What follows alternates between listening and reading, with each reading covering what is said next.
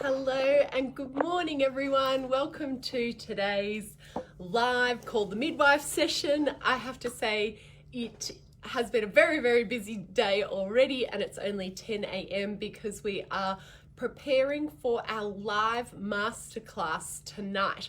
So tonight I'm actually running an 45 minutes to an hour session. Excuse me, I always get an itchy nose just as I hit go live. I don't know what that is. So hello and welcome everybody. My name's Edwina, I'm a registered midwife and I'm the owner of Birthbeat, and I started this because I love educating new and expecting parents about how to prepare for their best labour, birth and early parenthood. So a lot of what I focus on is about how to use evidence-based information to not only prepare your body, but also prepare your mind so that you feel really well prepared to birth your baby. So tonight I am running our free masterclass. That's what I was just talking about. I'm super excited. We've got such a good session planned for you all about some really practical tools. So we'll be getting you up, we'll be getting you off the couch, we'll be getting you moving, we'll be getting your partner to understand how they can support you so that you can have your best pregnancy, labor and birth. If you have been joining us and you've been following us for a while, you know that I love educating new parents. So please, we will put the link here in the comments. Just make sure that you share this with as many family and friends as possible. There will be a time where you can also be asking questions live tonight, which is super exciting. But firstly, say hello. Let me know who is watching here this morning. Are you planning on tuning in tonight? It will be 8 o'clock Sydney, so New South Wales time. If you are planning, oh, my nose. If you are planning on dialing in, say hello, let me know. It will also give you access to what's called our Birthbeat Tribe. And our Birthbeat Tribe is just this awesome community of mamas where you can come and ask questions. It's a really kind place as well. I know sometimes in those Facebook groups, I don't know, I just feel like our Birthbeat Tribe is so lovely. Like, I love jumping in there, answering questions. I love seeing all the questions being answered by other mums. But I still wanted to make sure that I jumped in here quickly, because if you can't make it at 8 o'clock tonight, you might still have a question for me, something that you want me to answer. We've already had some questions come in through Instagram for me to answer in the stories. So please say hello. Let me know where you're watching from. Let me know who I'm talking to here this morning. And if you have any questions that you would like me to answer, either about your pregnancy, preparing for birth, or your new little bubba, just pop them here in the comment box and I'll be able to answer them for you straight away. One mum has already said how to know when to give Panadol. So her little bubba is teething, and again, very common thing that we see. Hello, Fiona. In terms of Panadol, and I am just going to quickly say, remember that everything I'm saying here is just general advice. If you're worried about the health or well-being of your baby, the best person to see them is their GP. However, if you are looking at giving Panadol, and Panadol is just the brand name for paracetamol, but you know, again, I've got to be really conscious of not necessarily talking about brands.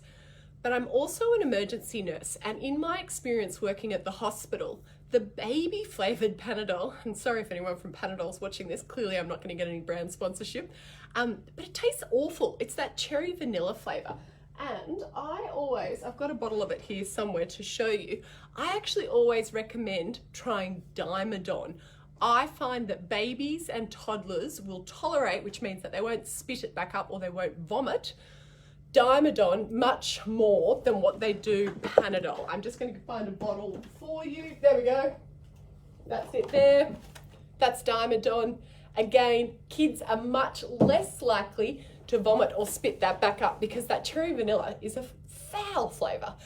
So, FYI, try Dimedon rather than Panadol. I think you said your little bubba was 6 months old and teething. However, there's other things that you can be doing prior to giving the paracetamol. So paracetamol is not treating the virus, treating the teething. You know, I think it's important that you understand this. It doesn't treat the issue that's causing the symptoms. So why I say that is a lot of people say to me, should I give Panadol if my child's got a fever?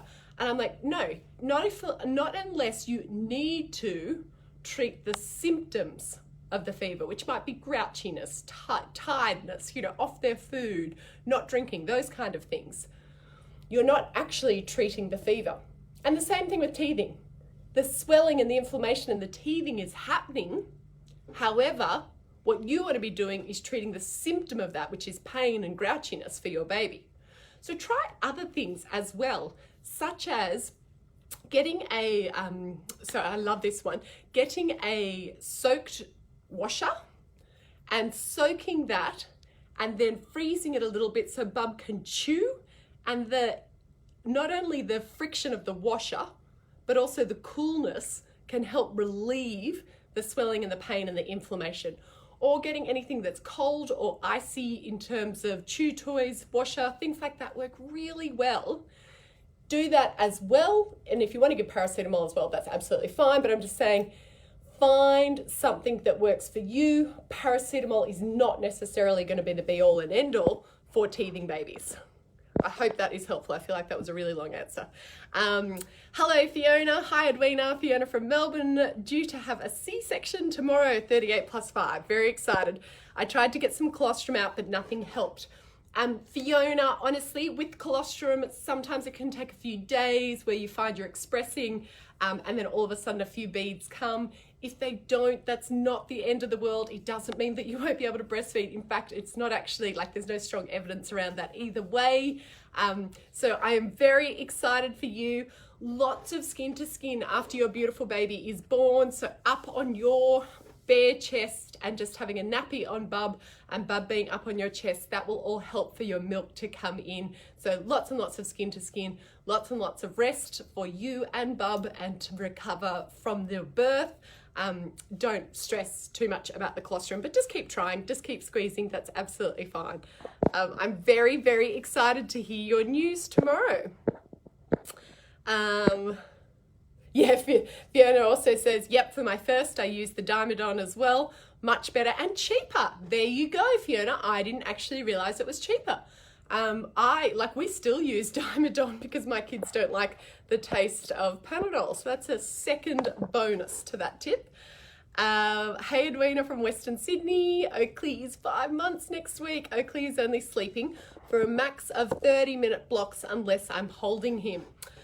Oh, Annalise, that's tough, particularly at 5 months. And I was actually in the Birth Beat tribe this morning because a mother has a 6-month-old, and she said very different to her first baby in that her first baby, she did a little bit of sleep training and her baby was really responsive to that, and that was all good.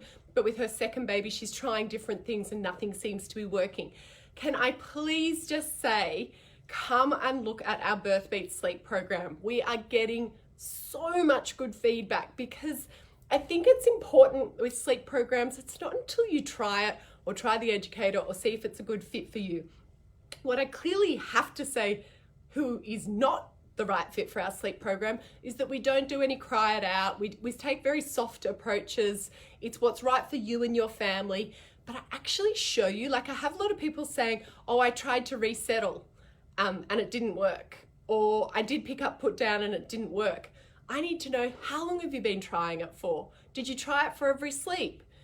What were the strategies you were using? There's so much more information to the simple just pick up, put down, or space soothing, or whatever technique we're looking at.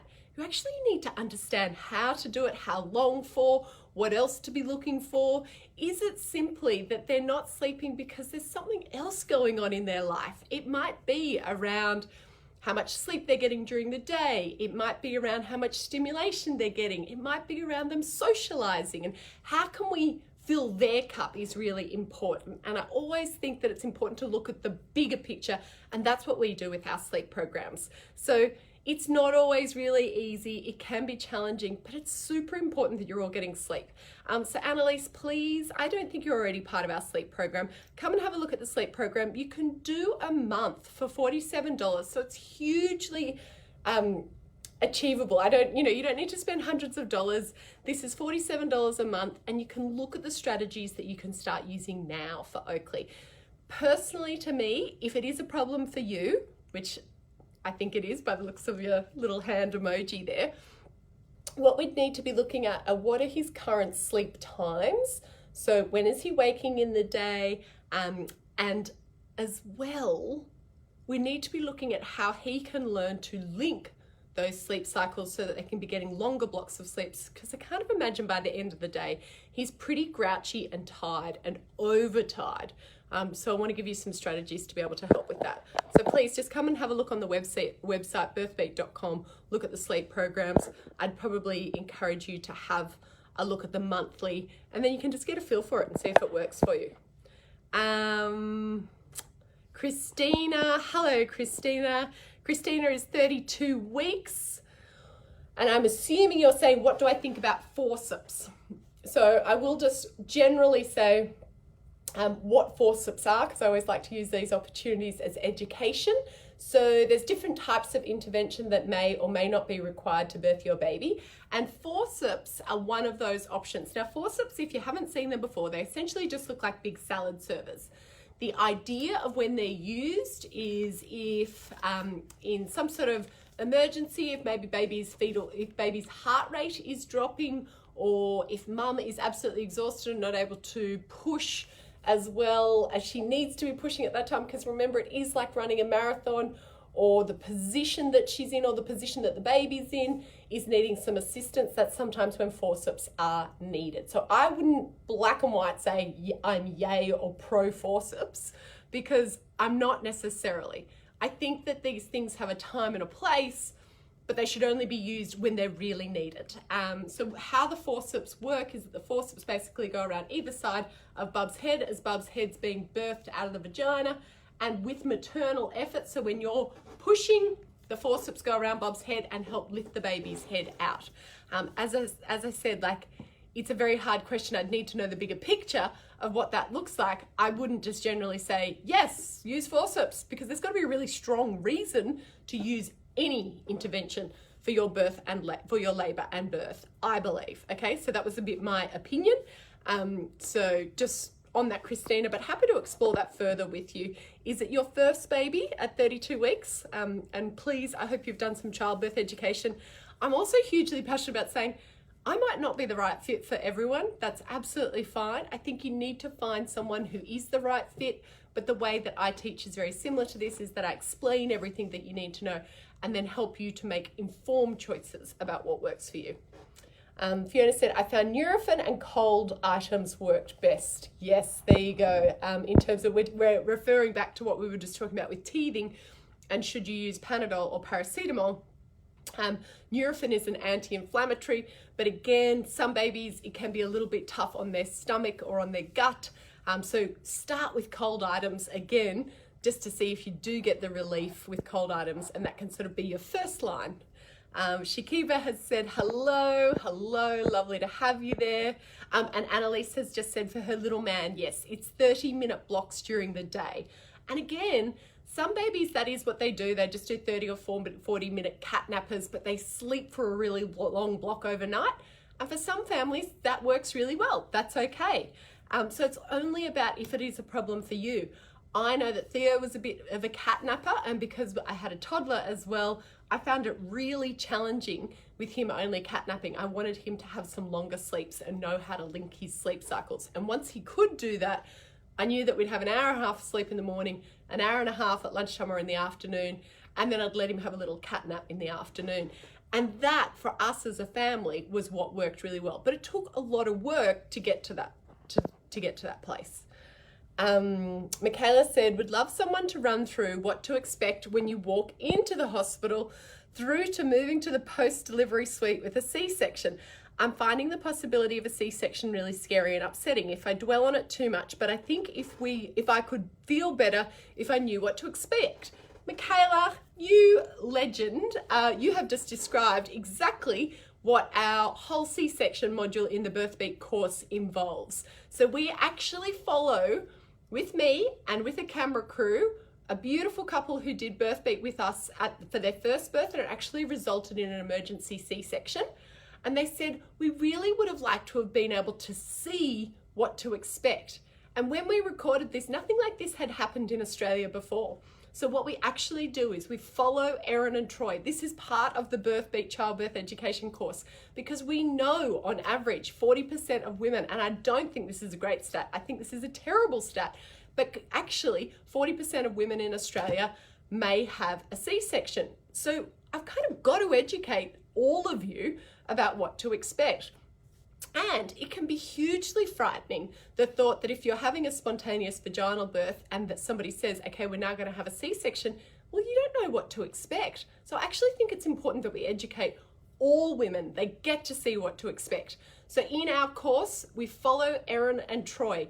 From the morning that they arrive at hospital, they get admitted into the maternity unit, they get prepared to go down to theatre. We follow them with a video crew and me explaining as we go into the anaesthetic bay, then into the theatre. You see the beautiful birth of baby Darcy, then what happens in recovery, and then back up to the maternity unit. So that is all in our course. So Michaela, just come and check out birthbeat.com.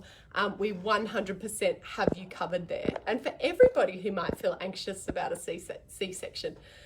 Michaela said, hey Edwina, little Lila is 5 months old and we think teething. Currently when feeding on the breast after initial letdown, as she started to gum the nipple. Ouch. Yes. Is this a signal that she's had enough and bored or trying to get pain relief?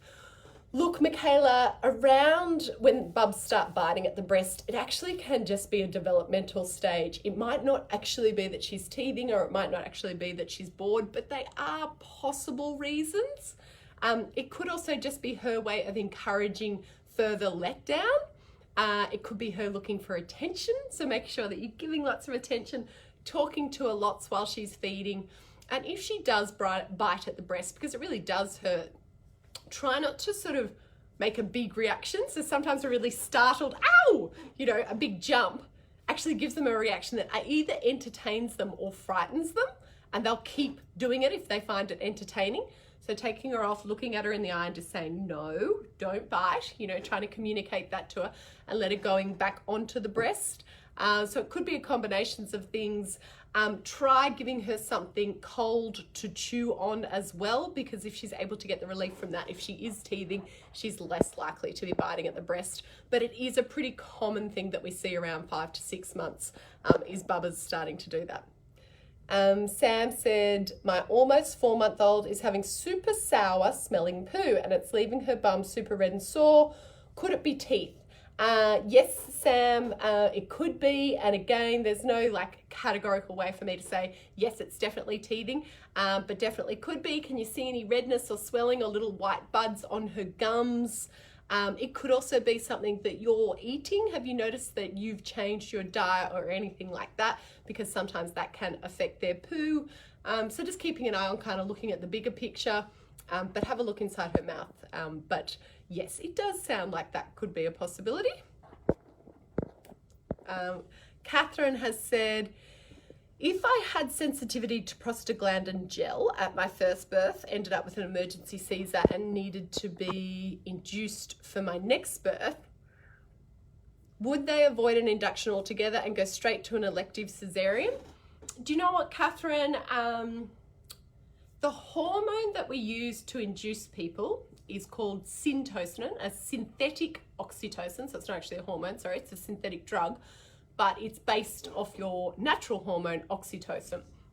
So it could have been the way that we delivered that prostaglandin gel. So it might have been the way that it was delivered. So there may be an option to use the tape as opposed to the gel, or even to use what we call a Foley's catheter. So where they put a little balloon up into your cervix and they insert that little balloon with water, and it's sort of the weight that starts to open the cervix from the inside out. So there are other ways to do an induction. I wouldn't, and again, I would talk to your care providers, I wouldn't just go straight to an elective C-section. There are other options, so it would be important for you to explore what the other options are. Are you currently pregnant with your next one? If you are, that is the service that we offer at BirthBeat, that we're able to look at you individually and say, hey, well, have you thought about this, this, and this? Often I will jump on the phone or answer emails or questions to our members who are doing our course so that they can feel really well prepared and know what to expect. So Catherine, if you are pregnant with Bubba number 2, just send me a DM. I think it would be good for you to do the course and sort of understand what the bigger picture looks like. But definitely there are other options as well in terms of inductions. It doesn't all need to be with the gel. I hope that's helpful. All right, I will take another question and then I need to jump off and keep beavering away at your awesome masterclass for tonight. Christina, yes, it's our first, and I have, oh yes, it's our first, and I have a heart problem. They want to use forceps to pull out baby with no pushing, and that scares me if that would hurt the baby. So Christina, I imagine that they don't want you to be under a lot of pressure or having to exert a lot of force. So I'd talk to your care provider about what your different options are as well. If you've got a pen and paper, I want you just to write down ventouse, which again is another way of assisting a birth, V-E-N-T-O-U-S-E. It doesn't have to go in and around the bub's head. It's actually just like a little mini suction cup that we put there on the bub's head. But maybe you also need to be looking at the bigger picture. Are they going to let you trial pushing? Are they going to let you be in position? You know, it's important that you understand, and when I say let you, you know, this is your decision to be making. But we've got to be looking after your health and wellness as well as the health and wellness of the baby. There are things in terms of position, being in an open, upright pelvis position, helping gravity, you know, not having to push lying on your back and pushing uphill. All those things are going to contribute as well. So that bigger picture needs to be looked at 100%. How many weeks are you, Christina?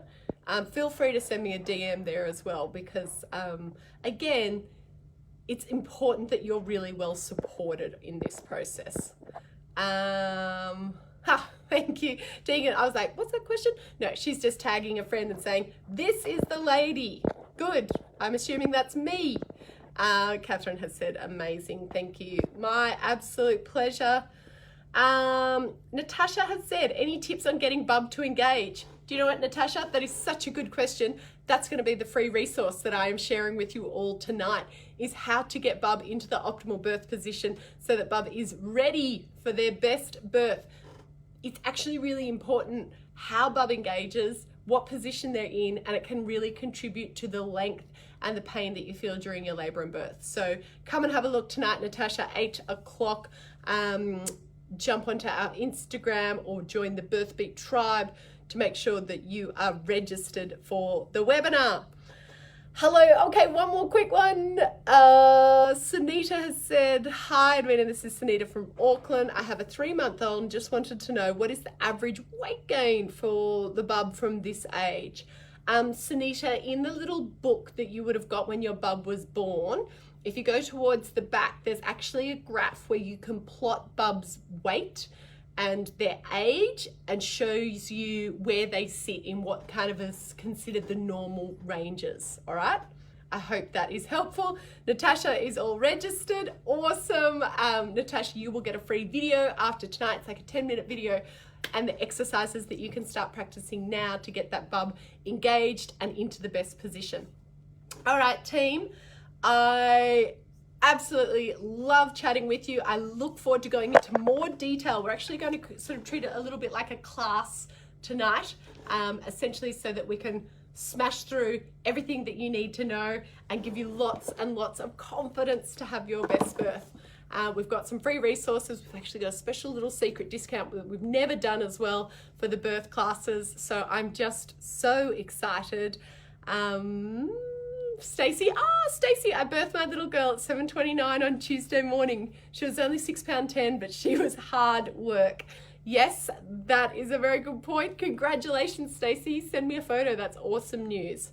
All right, team, I will talk to you all at 8 o'clock tonight. Bye.